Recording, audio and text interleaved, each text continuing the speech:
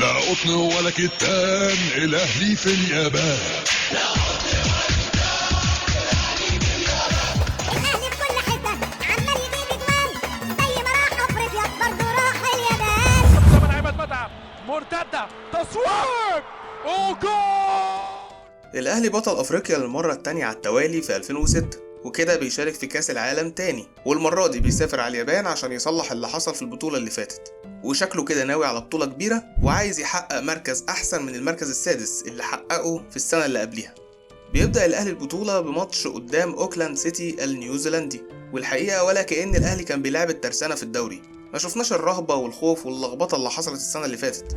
الأهلي بيقدر يكسب عن جدارة واستحقاق، كسب 2-0 بجوان تريكا وفلافيو. حلوة لسه تصويبة قوية اداها عماد متعب وعلى طول شوف حضراتكم حلوة لا تصد ولا ترد.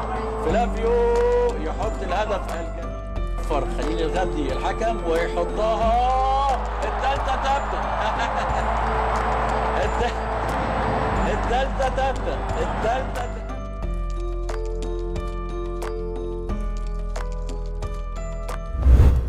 بيتأهل الأهلي نص النهائي وبيقابل بطل أمريكا الجنوبية الفريق البرازيلي انترناسيونال، والحقيقة الأهلي بيقدم ماتش أسطوري بمعنى الكلمة.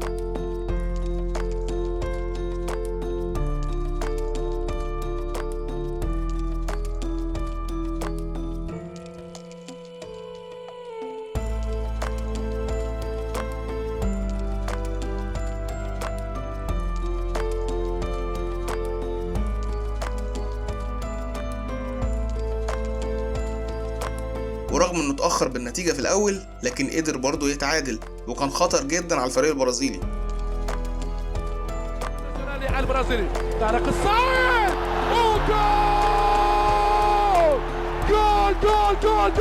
جول فعلى امادو العنقولي. يا سلام، الاهلي الفنان بالمليمتر يا حبيبي، بالمليمتر. لكن في النهاية للأسف الأهلي بيخسر، وده كان بسبب أخطاء صغيرة جدا رغم الماتش المتكامل اللي عمله الأهلي. يمكن اللي يثبت لك إن الأهلي كان قدام خصم قوي فعلا هو إن انترناسيونال ده لما صعد النهائي كسب برشلونة وخد البطولة. يعني الأهلي كان تقيل على بطل العالم في النسخة دي. كده الأهلي هيلعب ماتش على تحديد المركز الثالث قدام كلوب أمريكا المكسيكي. قدر الفريق يقدم عرض مبهر جدا، وقدر يكسب بجونين لابوتريكا.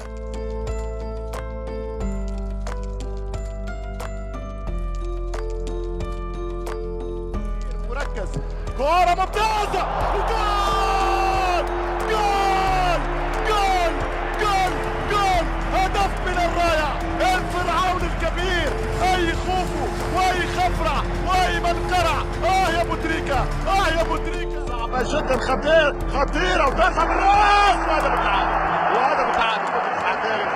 بوتريكا ممكن يخلصها، بوتريكا يلعب لفلافيو، بوتريكا والثاني بوتريكا ممكن يخلصها جول. بوتريكا هداف المونديال، 3 أهداف من الساحر من زيزو الكرة العربية. ما هذا يا زيزو. الأهلي بياخد البرونزية العالمية للمرة الأولى، وفي الوقت ده كان أكبر إنجاز أفريقي وعربي في كأس العالم للأندية. وبكده الأهلي صالح جمهوره ووصل للعالمية بالشكل اللي يليق بيه.